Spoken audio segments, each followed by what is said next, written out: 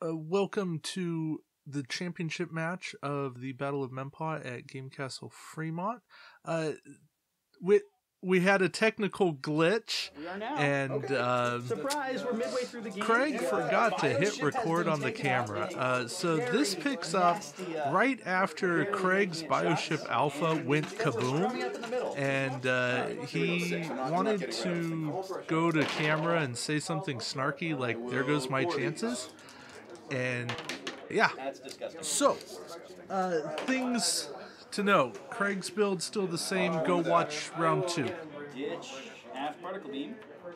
Todd has Enterprise A with Core, Valeris, Sakonna Type 8 upgraded, Mr. Spock, Worf to boost the skill on Core. He's also got a Hathaway with Picard 8, Forrest, second of 5, that'll come into play, Unimatrix shielding, and then Type 8 upgraded. So, yeah, this is just heavy dice on Todd's standpoint. Todd also has the Ferengi booster, so a booster that's not really going to help him. Craig does get Revenge and does take out the A. That's a big point swing. That's a 46-point ship. So at this point, Craig's Bioship is 50. So Craig's just down 4 points. So if he can pick up the booster and not lose his booster, he's got a shot. Todd coming in with 6 dice, getting 4 damage. In on the Vorcha also gets the kill. And now Craig's in a world of hurt, down 2-1. These are the moves that basically end games for you. So if you're in Craig's shoes, what do? You gotta focus fire. You gotta, realistically, you gotta try to pick off one of these ships, ideally the Hathaway, because then you're looking at a 90-90 match, and you force the roll-off. And then, once you're at that position, you've said, okay, I'm tied, then I can go for outflying the Ferengi, because Vulcan v Ferengi is advantage Vulcan. But position right now is definitely advantage Todd. This is a really tough sell. Todd right here pulls a reverse, which you take Ox for that, so that's good. Yep.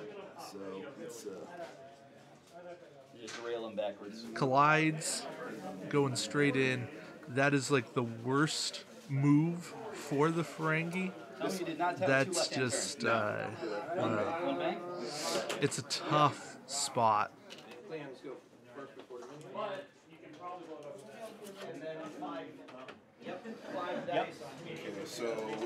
But after the Hathaway moves, he uses second of 5, and he takes away the aft particle weapon on the Vulcan. So Craig is now without the ability to shoot from his rear firing arc, and that is going to change the game too. So that means we've got a whole round of no firing, and now Craig pulls the 2 hard turn in the next round. It's a red move, but it's something you just have to do to get a little bit of positioning and try to get somewhere where you will maybe have a shot. Todd takes the target lock because maybe someday the Ferengi will have the shot. Okay, firing. all right. When the Hathaway takes the hard turn, he's setting himself up to get a shot eventually. Do I? Pretty close. At this point, you do. No. No? No, I don't think This is now measuring, and then they go for the laser. Cavemen? This is seeing that the Seleya does have a shot, Forest? and Todd goes for Forrest, thinking he can get out, That's not going to be but he forgets that doing a one-turn, basically any move he could do whatsoever, is going to keep a portion of his base in that arc. Okay, you got me still. He's still going to get a shot on the Seleya, but Push to battle station. it'll probably work for him. So he uses the Hathaway's named ability to take a battle station and the Ox power. So he's telegraphing his move a little bit for next round, that he'll do a green move to clear. I don't know that I love that, because I think maybe being able to back up next round, but in all reality, Craig's probably got to pull a green of his own to have any shot in this game. And yeah, landing one hit and 2 crits is just a tough sell. Secondary weapon? Yeah. And wait, sorry. Primary weapons And are at so -1. Craig gets the crit where his primary weapons are down by 1 and his defense dice are down by 1. So this is just bad. Minor explosion, roll a die. The Hathaway gets a minor explosion and does not take any extra damage. Dial. Okay. Basically, the only crit that would have helped him would have been a warp core breach, and that did not happen. You take a target lock. So the Seleya is going to target lock, and Evading. If I'm gonna die, I'm gonna die. Yeah. it's just not there. Left hand turn. 2 right hand turn for the Hathaway. Love it. Nope. I guess scan. Why not? I'm actually doing a 1 bank.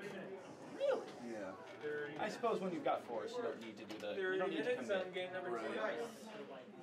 So the Hathaway pulls a 1 bank. He's definitely got arc, In now or am I out now? I think I'm in now. Yeah. Definitely in. and it looks like the Seleya All right. So how much? either has Nunk at the edge of range 3 or doesn't have a shot at all. Just kill me.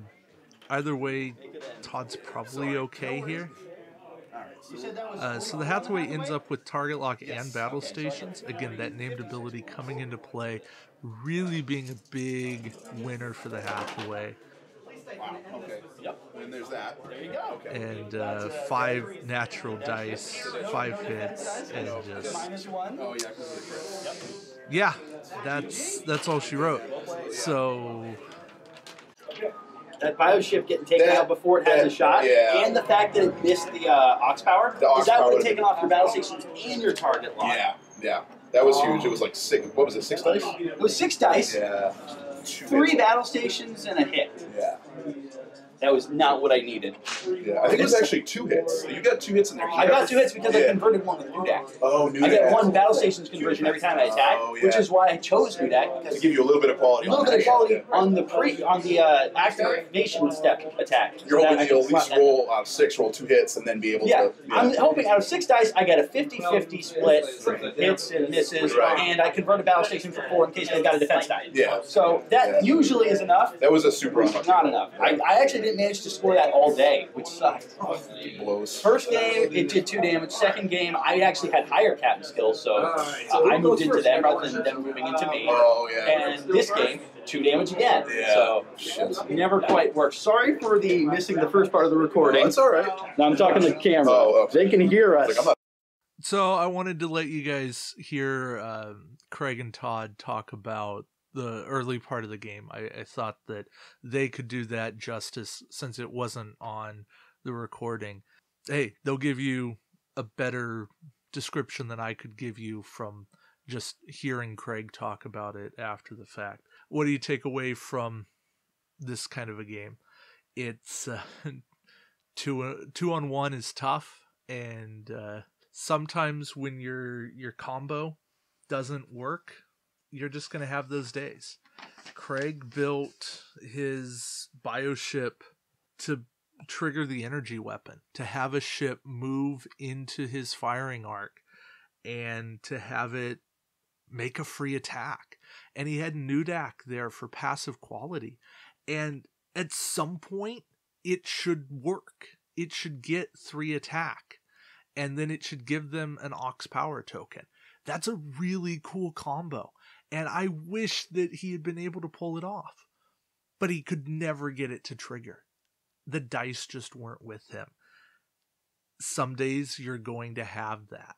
Some days the dice are just going to fail. And when they do, maybe the game will work. And maybe the entire game just falls apart on you. That's all that can happen. So, Todd ends up the big winner.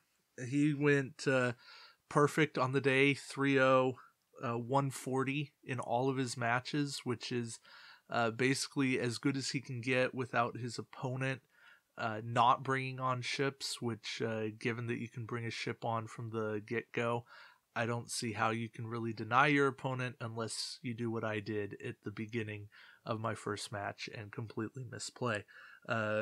Craig ended up in, I think, second, maybe third overall, 346 total fleet points. It is actually third overall. London managed 350 just on opponent play. I ended up fourth with 288 points, which, given that I scored 5 in my first round, I will absolutely take that. We had a really interesting occurrence in this tournament. We had a 9-player bracket, and then Todd was the only 3-0. And from there, we had 5 people go 2-1. So we had 6 people at 2-1 or better, and then we had 2 1-2s and 1 0-3. So even with 5 prize ships, going 2-1 did not guarantee you a prize. And it's a rare mathematical occurrence. It meant that every fleet point was worth something. Anyways, that's some tournament backing and a reason to always play the points, especially in big tournaments. When you're in small tournaments, then you can keep going. Ranking is everything, wins and losses. But once you're above 8, you got to play for fleet points. So, anyways, thank you guys for all the comments, liking the commentary. I really appreciate that. That tells me that all the hard work I'm doing to do this, to edit the video and then watch it back with and record the commentary and then to edit the commentary and get it to line up with all the video stuff, that's worthwhile.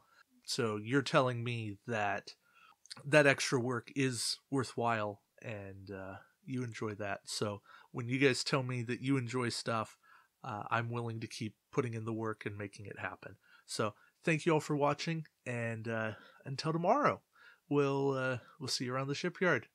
Thank you guys so much. Take care.